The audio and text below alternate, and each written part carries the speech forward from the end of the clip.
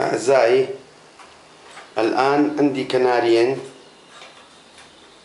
واحد انتينزيف شيمل انتينزيف، هذا هو شيمل كما ترون انتينزيف. الصدر، هذا هو الصدر اللي بها لون انتينزيف. وهذه أنثى عمرها 5 سنوات، انتينزيف صافي كما ترون أنها انتينزيف صافي. قربها حتى تشوفون. طبعا الآن ما قدمت لها مواد ملونة لأن عمرها 5 سنوات. انتينزيف صافي، شوفوا كل شيء انتينزيف صافي كما طلب الأخ. هنا نرى الريش كله انتينزيف كما ترون، وهنا شيمل.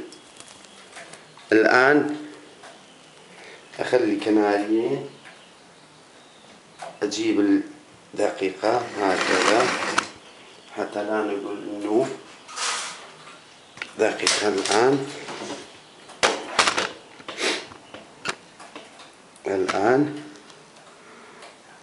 هكذا دقيقة. هسه أطلع ريش انتينزيف هون،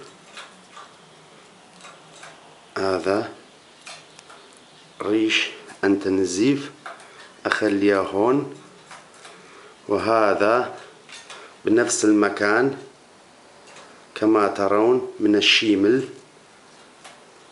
أطلع ريش انتينزيف أيضا، هذا